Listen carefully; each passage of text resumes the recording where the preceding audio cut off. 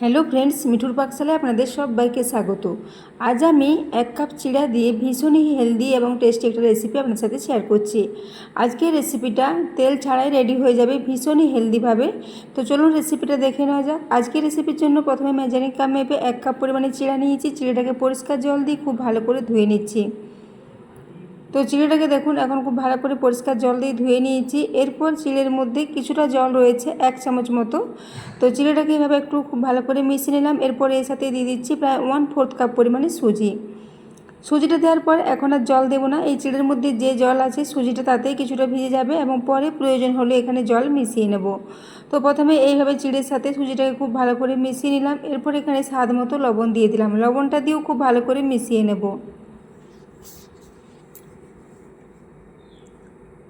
লবণটা দিয়ে খুব ভালো করে মেশানো হয়ে গেলে এটাকে একটু সাইডে ঢাকা দিয়ে রেখে দেবো 5 মিনিটের জন্য। এদিকে আমি একটা চপার নিয়েছি, তাতে কিছু সবজি নিয়ে চপ করে নেব। তো সবজির মধ্যে নিয়েছি অর্ধেকটা ক্যাপসিকাম, অর্ধেকটা গাজর এবং একটা ছোটো সাইজের টমেটো। এরপরে চপিং বোর্ডের মধ্যে এই চপারের মধ্যে সমস্ত সবজিগুলোকে নিয়ে একটু চপ করে নিচ্ছি, তাহলে এটা খুব ভালো ছোটো ছোটো মতো চপ হয়ে যাবে। তো দেখুন এরপর সমস্ত সবজিগুলো এখানে নিয়ে নিলাম। আমি রেসিপিটা সম্পূর্ণ নিরামিষভাবে রেডি করেছি, আপনারা চাইলে এখানে পেঁয়াজ রসুনের ব্যবহার করতে পারেন। তো এরপর সমস্ত সবজিগুলোকে দিয়ে এভাবে একটু চপারের সাহায্যে রেডি করে নিচ্ছি।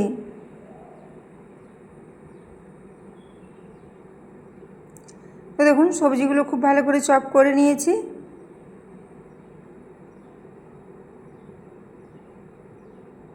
তো দেখতে পাচ্ছেন খুবই ভালো মতো এটা চপ হয়ে গেছে। চপারের সাহায্যে করলে এটা খুবই চটজলদি সবজিগুলো ছোটো ছোটো করে রেডি হয়ে যায়।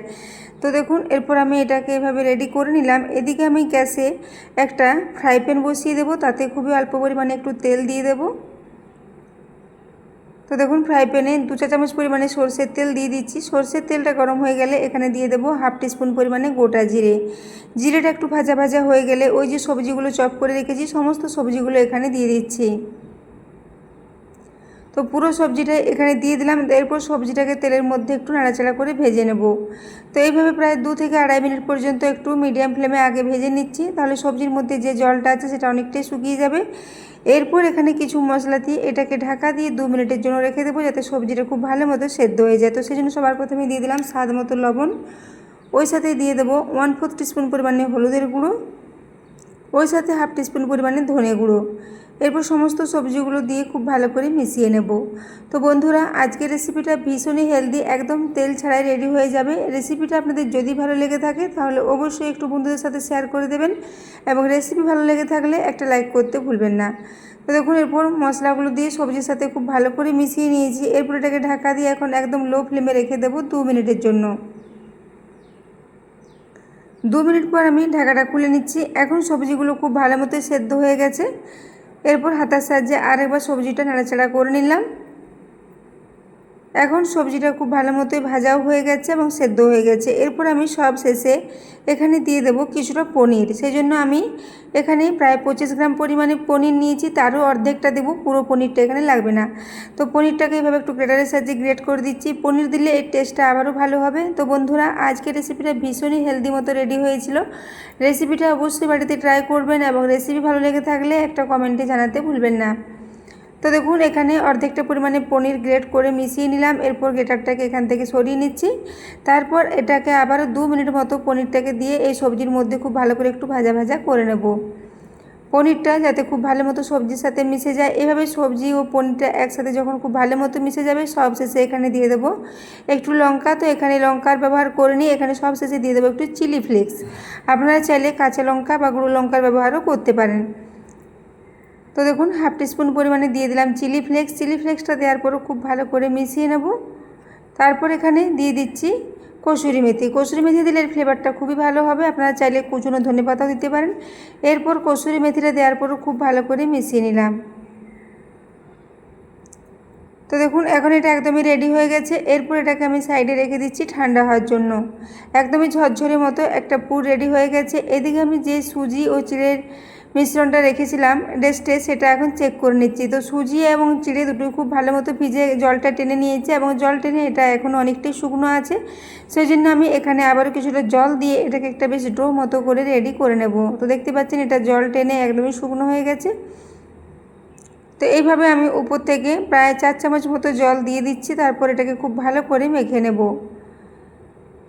তো এইভাবে জল দিয়ে এটাকে ক্রমাগত নাড়াচাড়া করতে করতে একটা বেশ নরম ডো মতো রেডি করে নেব। তো বন্ধুরা, আজকের এই রেসিপিটা ভালো লেগে থাকলে অবশ্যই চ্যানেলটি সাবস্ক্রাইব করে আমার পাশে থাকবেন এবং রেসিপি ভালো লাগলে একটা লাইক করতে ভুলবেন না। তো দেখুন, এরপর আমি হাতে করে এটাকে এভাবে ক্রমাগত মাখতে মাখতে একটা বেশ নরম ডো মতো রেডি করে নিয়েছি।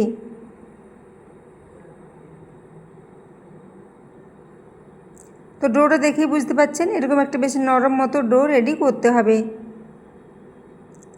এখন ডোটা রেডি হয়ে গেছে, এখন এটাকে রেখে দিচ্ছি। তারপর একটা ছিদ্রযুক্ত থালা নেব, তাতে আমি একটু তেল মাখিয়ে এটাকে আগে রেডি করে নেব।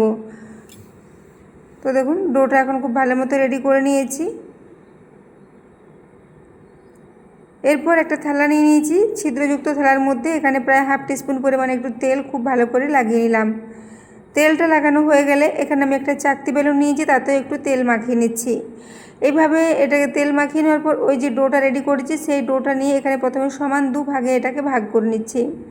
এরপর একটা ভাগ রেখে দিলাম, আর একটা ভাগ নিয়ে এইভাবে হাতে করে আবার একবার খুব ভালো করে মেখে নিয়েছি। তারপর এটাকে একটু রুটির মতো করে বেলে নিচ্ছি। যেভাবে খুশি এটাকে একটু বড় করে বেলে নিলেই হবে। তো দেখুন, এইভাবে এটাকে হালকা হাতে চাপ দিয়ে একটু বেলে নিচ্ছি।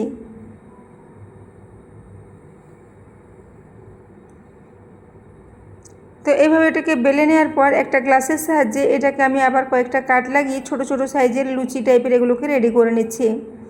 তো দেখুন, এই জন্য একটা গ্লাস নিয়ে নিয়েছি, গ্লাসে করে এইভাবে এটাকে কাট লাগিয়ে নিচ্ছি। এইভাবে এখান থেকে দেখুন 3টে মতো পুরি বেরিয়ে আসবে। তো এইভাবে আমি সাইডের অংশগুলোকে রেখে দিচ্ছি, এগুলো দিয়ে পরে আবার রেডি করে নেব। তো দেখুন, এইভাবে মিশ্রণটা রেখে দিলাম। তো এরপর এখান থেকে একটা লুচি নিয়ে এখানে ওই যে পুরটা রেডি করে রেখেছি সবজির, ওটার থেকে এখানে প্রায় 1.5 চামচ মতো পুরটা দিয়ে এইভাবে হাতে করে এটাকে চারদিকে থেকে মুড়ে মুখটা বন্ধ করে দিচ্ছি। তো বন্ধুরা, আজ আমি একটা এখানে আপনাদের সাথে পোহা দিয়ে একটা বেশ মোমোর রেসিপি শেয়ার করেছি। এইভাবে আপনারা হেলদি মোমো বাড়িতে ট্রাই করতে পারেন, এটা কিন্তু খেতে দুর্দান্ত লাগে। এটাকে যে কোনো ধরনের চাটনি বা টমেটো কেচাপের সাথে সার্ভ করতে পারেন, খেতে কিন্তু ভীষণই ভালো লাগবে। তো দেখুন, এভাবে একটু মোমোর মতো একটা ডিজাইন এখানে করে দিলাম। এভাবে উপর দিক থেকে মুখটা খুব ভালো করে বন্ধ করে এভাবে এই যে সাইডের ভাঁজগুলো দেখা যাচ্ছে এগুলোকে একটু আঙুলে করে ভাঁজগুলো ঠিকঠাক করে দিলে এই ভাঁজগুলো দেখা যাবে এবং দেখতে সুন্দর লাগবে। তো আপনারা চাইলে যেভাবে খুশি এটাকে বানিয়ে নিতে পারেন। তো এইভাবে একটা এখানে রেডি করে নিয়েছি, আবারও একটা এইভাবে আপনাদের দেখিয়ে দিচ্ছি। তো দেখুন, আবারও একটা এখানে নিয়ে নিয়েছি, এখানেও আমি প্রায় 1.5 চা চামচ মতো একটু পুরটা দিয়ে দিলাম। তারপর এটাকে ওইভাবে হাতের সাহায্যে খুব ভালো করে মুড়ে নিচ্ছি। সাইডগুলো এভাবে আঙুলে করে নিয়ে যেয়ে মাঝ বরাবর নিয়ে যেয়ে মুখটা খুব ভালো করে বন্ধ করে দিতে হবে এবং এভাবে একটু সাইডের অংশগুলো আঙুলে করে একটু খাঁজ খাঁজ মতো রেডি করে দিলে এটা একটা বেশ ডিজাইনে চলে আসবে। তো বন্ধুরা, আপনারা যেটা সুবিধা হবে সেভাবে আপনাদের ইচ্ছে মতো এটাকে একটা ডিজাইনে রেডি করে নিতে পারেন। প্লেন টিকিয়ার আকারও এটাকে রেডি করতে পারেন, সেটাও কিন্তু খেতে ভীষণই ভালো হবে। তো দেখুন, এরপর আমি একটা এখানে 2টো রেডি করে নিয়েছি, এইভাবে সবগুলোকে রেডি করে নিচ্ছি। তো দেখুন, এখানে এইভাবে একে একে আমি সবগুলো রেডি করে নিয়েছি। এরপর এই ছিদ্রযুক্ত থালার মধ্যে সবগুলো দিয়ে দিচ্ছি। এরপর আমি এগুলোকে একটু স্টিম করে নেব। সাধারণত মোমো যেভাবে স্টিম করে রেডি করা হয় সেভাবে এটাকে স্টিম করে নিচ্ছি। তো এখানে এই থালাটা বসিয়ে মিডিয়াম ফ্লেমে প্রায় 5 থেকে 7 মিনিটের জন্য রেখে দেব। তো আমি এটাকে 7 মিনিট পর্যন্ত মিডিয়াম ফ্লেমে রেখে দিয়েছিলাম। 7 মিনিট পরে আমি ঢাকাটা খুলে নিচ্ছি। এখন দেখুন, এগুলো খুব ভালো মতো স্টিম হয়ে গেছে, হাতে একদমই লেগে যাচ্ছে না। এরপর এটাকে এখান থেকে নামিয়ে একটু ঠান্ডা করে নেব। তো দেখুন, এখন এটাকে নামিয়ে ঠান্ডা করে নিয়েছি। এরপর একটা প্লেটের মধ্যে সবগুলো তুলে নিচ্ছি।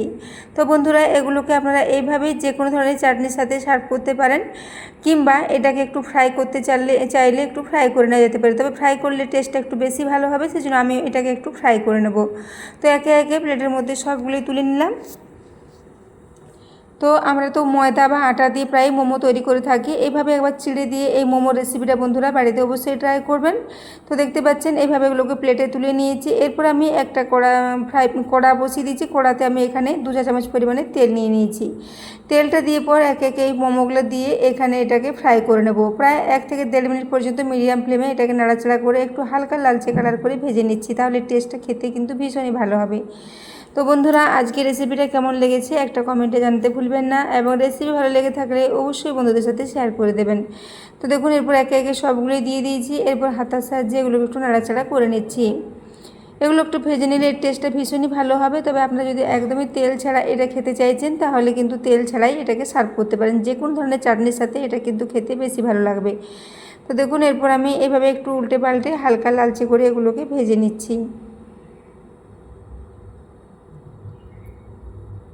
তো দেখুন নিচের দিকটা হালকা হালকা ভাজা হয়েছে, এইভাবে সাইডগুলোকেও একটু ঘুরিয়ে ঘুরিয়ে ভেজে নিচ্ছি। তো এখন দেখুন খুব সুন্দর একটা হালকা লালচে কালার চলে এসেছে। এরপর এগুলোকে একটা প্লেটে নিয়ে নিলাম, তারপরে একটুকে সাজিয়ে নিয়েছি। তো এরপর আপনাদের একটা দেখিয়ে দিচ্ছি যেগুলো কতটা নরম মতো রেডি হয়েছে। ভীষণই টেস্টি হয়েছিল ভেতরের পুরটা, এবং উপরটা ভাজা হওয়ার জন্য টেস্টটা ভীষণই ভালো হয়েছিল। এবং এগুলো ঠান্ডা হওয়ার পরও একদমই শক্ত হয়ে যাবে না, ভীষণই নরম থাকবে। তো দেখুন একটা এখানে ভেঙে দেখিয়ে দিচ্ছি। তো বন্ধুরা আজকের রেসিপিটা এতক্ষণ পর্যন্ত দেখার জন্য আপনাদের অশেষ ধন্যবাদ। আবারও চলে আসবেন নিত্য নতুন কোনো রেসিপি নিয়ে। ততক্ষণের জন্য সবাই সুস্থ থাকবেন, ভালো থাকবেন।